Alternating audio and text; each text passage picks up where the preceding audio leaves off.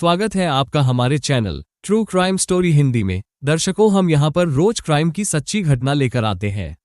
आप पहली बार हमारे चैनल पर आए हैं तो कृपया चैनल को सब्सक्राइब जरूर करें। चलिए शुरू करते हैं आज की सच्ची घटना। जब जब इश्क की कलम से दिल के कागज पर मोहब्बत की इबादत लिखी गई है, तब तब मोहब्बत करने वाले फना हुए हैं। इस तरह की कहानी में तब और दिलचस्प मोड़ आया है जब वो त्रिकोण प्रेम पर आधारित हुई है और प्रेम त्रिकोण की कहानी में अक्सर खूनी खेल सामने आता है। कुछ ऐसा ही इस त्रिकोण प्रेम में भी हुआ। 8 दिसंबर 2017 की सुबह चटक धूप के साथ खिली। लोग अपने घरों से निकलकर अपनी दिनचर्या में रम रहे थे। उत्तर प्रदेश के जिला आजमगढ़ के बिलरियागंज थाने के भदाव गांव के कुछ लोग अपने खेतों की तरफ जा रहे थे। तभी गांव से बाहर कच्ची सड़क से दाईं ओर करीब 500 मीटर की दूरी पर कुदारन तिवारी के खेत में सफेद रंग की स्विफ्ट डिजायर कार लावारिस हालत में खड़ी दिखी। उत्सुकतावश लोग उस कार की ओर चले गए कि सुबह सुबह खेत में किसकी कार खड़ी है। लोगों ने जब कार के भीतर झांक कर देखा तो भीतर कोई नहीं था। कार का नंबर था यूपी 53C 3262। कार से कुछ दूरी पर एक युवक की लाश पड़ी थी। उसके सिर के घाव से लग रहा था कि किसी ने सिर में गोली मारकर उसकी हत्या की है। उसका चेहरा खून से सना था। मृतक काले रंग की पैंट और नीले पीले रंग की धारीदार डिजाइन वाली जैकेट पहने था। उसके पैरों में कोई चप्पल या जूते नहीं थे। चेहरे पर दाढ़ी थी। वो शक्ल सूरत और पहनावे से किसी अच्छे परिवार का लग रहा था। लाश पड़ी होने की जानकारी मिलते ही आसपास के गांव के और लोग भी वहां जुटने लगे। उसी भीड़ में से किसी ने 100 नंबर पर फोन करके इसकी सूचना पुलिस कंट्रोल रूम को दे दी। चूंकि मामला बिलरियागंज थाने का था, इसलिए पुलिस कंट्रोल रूम ने बिलरियागंज थाने को घटना की इत्तला दे दी। लाश मिलने की खबर पाकर बिलरियागंज के थाना प्रभारी विजय प्रताप यादव पुलिस टीम के साथ घटनास्थल की तरफ रवाना हो गए। घटनास्थल पहुंचने के बाद थाना प्रभारी ने अपने आला अधिकारियों को भी मामले की सूचना दे दी। इसके अलावा उन्होंने फोरेंसिक टीम और डॉग स्क्वाड को भी सूचना देकर मौके पर बुला लिया। खबर पाकर एसपी अजय कुमार साहनी, सीओ सुधाकर सिंह भी घटनास्थल पर पहुंच गए। पुलिस ने कार के नंबर की जांच की तो वो नंबर गोरखपुर आरटीओ का था। जांच पड़ताल से पता चला कि वो कार गोरखपुर के दीपक सिंह के नाम से रजिस्टर्ड थी। इससे यही अंदाजा लगाया गया कि मृतक गोरखपुर का रहने वाला होगा। फिर पुलिस ने मृतक के कपड़ों की तलाशी ली तो उसकी जेब से सगड़ी के बाबू शिवपत्तर राय स्मारक कॉलेज का एक परिचय पत्र मिला। उस परिचय पत्र से उसकी शिनाख्त एमए के छात्र विभांशु प्रताप पांड्या के रूप में हुई, जिसमें उसका पता गांव भौवापार थाना बेलीपार लिखा था। कार की तलाशी लेने पर डिक्की में उल्टी और खून के धब्बे मिले। कार में एक जोड़ी लेडीज चप्पल पड़ी मिली। ऐसे में अनुमान लगाया जा रहा था कि बदमाश हत्या कहीं और कर लाश को ठिकाने लगाने ले जा रहे थे, लेकिन कार खेत में फंस जाने की वजह से दूर नहीं भाग सके और उसकी लाश फेंककर फरार हो गए। इसका मतलब साफ था कि कार में कोई महिला भी सवार थी। वो कौन थी? यह मामला और भी पेचीदा हो गया। पुलिस इस मामले को प्रेम संबंधों से जोड़कर देखने लगी थी। कार में लेडीज चप्पल और उल्टी ने गुत्थी बुरी तरह उलझाकर रख दी थी। विभांशु के मुंह से झाग निकले थे। वो झाग किसी जहरीले पदार्थ के सेवन से थे या किसी और के, ये बात जांच के बाद ही पता चलना था। मौके की जरूरी कार्रवाई निपटाने के बाद पुलिस ने लाश पोस्टमार्टम के लिए जिला अस्पताल भेज दी। कागजी कार्रवाई पूरी करने के पहले पुलिस ने घटना की सूचना मृतक के परिजनों को दे दी थी। सूचना मिलने के बाद वह भी घटनास्थल पर पहुंच गए। मृतक के बड़े भाई, जो कि पेशे से एक वकील थे, उनकी तहरीर पर पुलिस ने रुचि राय पुत्री अरविंद राय, ग्राम प्रधान श्यामनारायण राय और उसके भाई सत्यम राय सहित 8 अज्ञात लोगों के खिलाफ आईपीसी की धारा 302, 201 के तहत मुकदमा दर्ज कर लिया। सभी आरोपी कोतवाली जैनपुर के बांसगांव के निवासी थे। घनश्याम पांड्या का आरोप था कि भाई को उसकी प्रेमिका रुचि राय ने फोन करके बुलाया था और उसकी हत्या करवा दी। रिपोर्ट नामजद लिखाई गई थी, इसलिए पुलिस ने नामजद आरोपियों की तलाश शुरू कर दी। चूंकि वादी घनश्याम पांड्या एक वकील के साथ साथ रसूखदार और ऊंची पहुंच वाला था, पुलिस की थोड़ी सी भी चूक कानून व्यवस्था बिगाड़ सकती थी। इसलिए एसपी अजय कुमार साहनी ने सीओ सुधाकर सिंह के नेतृत्व में गठित पुलिस टीम को निर्देश दे दिए थे कि नामजद आरोपियों को जल्द गिरफ्तार किया जाए। पुलिस टीम ने आरोपियों के घर दबिश डाली तो वह अपने ठिकानों पर नहीं मिले। उनके न मिलने पर पुलिस की समस्या और बढ़ गई। उनकी तलाश के लिए पुलिस ने अपने सभी मुखबिरों को भी अलर्ट कर दिया। 9 दिसंबर 2017 की सुबह थाना प्रभारी विजय प्रताप यादव को एक मुखबिर ने आरोपी ग्राम प्रधान श्याम नारायण राय के बारे में एक महत्वपूर्ण जानकारी दी। उससे मिली जानकारी के बाद थाना प्रभारी अपनी टीम के साथ सगड़ी खालिसपुर मार्ग पर पहुंच गए। श्याम नारायण वहीं खड़ंजे के पास खड़ा मिल गया। पुलिस ने उसे हिरासत में ले लिया। वो वहां से कहीं भागने की फिराक में था। तलाशी लेने पर उसके पास से एक पिस्टल .32 बोर व 2 जिंदा कारतूस के अलावा एक कारतूस का खोखा भी मिला। थाने लाकर जब उससे पूछताछ की गई, उसने विभांशु की हत्या करने का जुर्म कबूल कर लिया। पुलिस ने उसके पास से जो पिस्टल बरामद किया था, उसी से उसने विभांशु की हत्या की थी।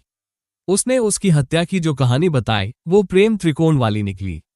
22 वर्षीय विभांशु प्रताप पांड्या उर्फ विभू मूल रूप से गोरखपुर के बेलीपार थाना क्षेत्र के ऊंच गांव के रहने वाले रमाशंकर पांड्या का बेटा था।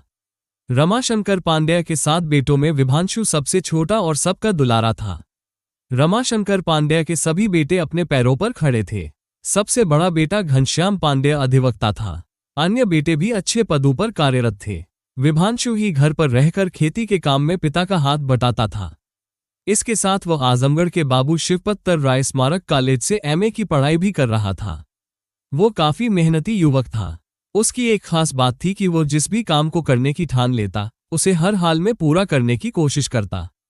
खैर, गोरखपुर से आजमगढ़ की कुल दूरी 85 किलोमीटर थी। विभांशु कॉलेज अपनी बाइक से आता जाता था। वैसे आजमगढ़ के रामगढ़ व जमसर गांव में उसकी रिश्तेदारियां थीं। जिस दिन उसका मन कॉलेज से घर लौटने का नहीं होता तो वो इनमें से अपनी किसी रिश्तेदारी में रुक जाता था। अपने रुकने की खबर वो फोन करके घर वालों को दे देता था।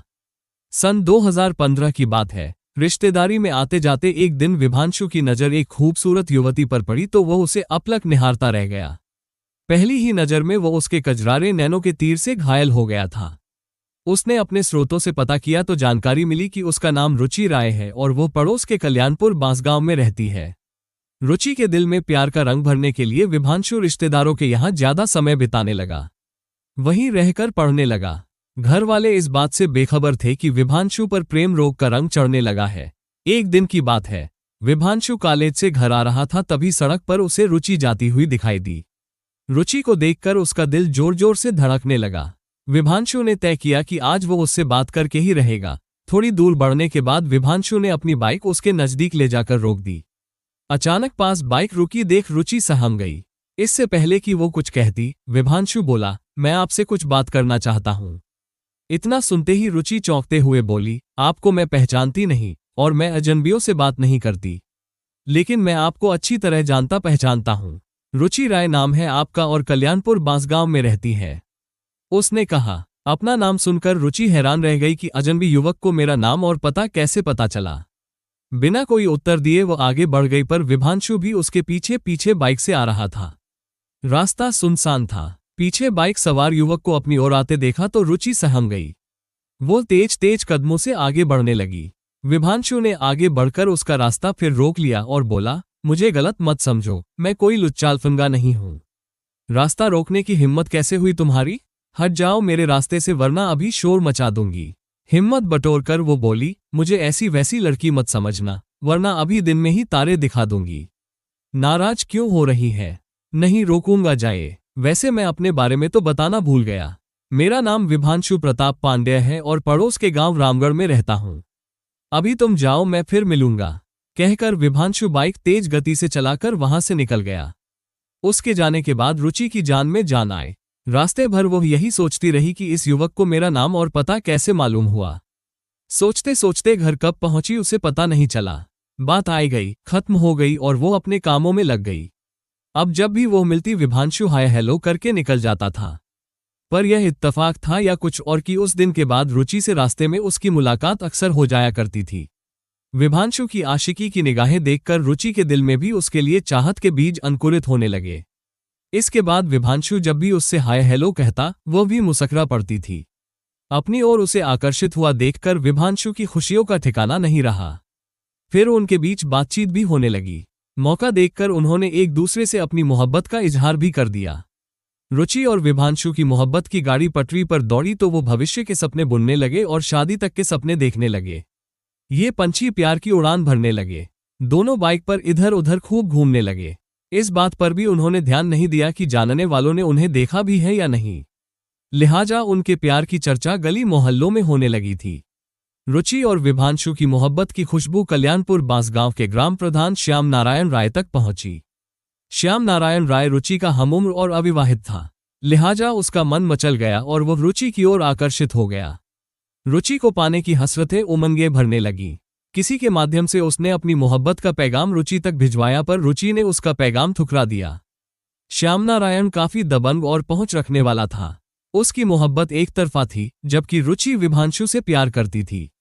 रुचि द्वारा ग्राम प्रधान को लिफ्ट न देने पर वो बौखला गया, इसलिए उसने तय कर लिया कि वो रुचि और विभांशु की मोहब्बत में बाधा को सफल नहीं होने देगा। विभांशु भी कमजोर नहीं था।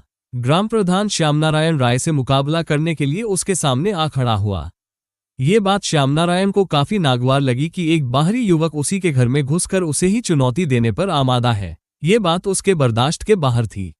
रुचि को चाहने वाले 2 लोग थे, लेकिन रुचि तो उनमें से केवल एक को ही चाहती थी। लिहाजा रुचि को लेकर उन दोनों के बीच विवाद खड़ा हो गया, जो थमने के बजाय बढ़ता ही गया। अक्टूबर 2017 की बात है। विभांशु दशहरे का मेला घूमने गया था। फोन करके उसने रुचि को भी मेले में बुला लिया था। काफी देर तक साथ साथ मेला घूमने के बाद दोनों अपने अपने घरों को रवाना हुए। प्रेमिका से विदा होते विभांशु ने उसे फ्लाइंग किस दिया। रुचि ने मुस्कुरा कर इसका जवाब दे दिया। इत्तफाक से उसी समय श्यामनारायण भी कहीं से उधर आ पहुंचा। उसने दोनों को किस लेते देते देख लिया था। ये देखकर उसका खून खौल उठा। उसने आव देखा न ताव, कुछ ग्रामीणों को आवाज लगा दी। ग्राम प्रधान की आवाज सुनकर गांव के तमाम लोग वहां पहुंच गए। प्रधान ने विभांशु पर गांव की लड़की को छेड़ने का आरोप लगाया। इसके बाद तो ग्रामीण भड़क गए। विभांशु वहां से भागा तो उन्होंने दौड़कर उसे दबोच लिया। इसके बाद उसकी जमकर पिटाई की।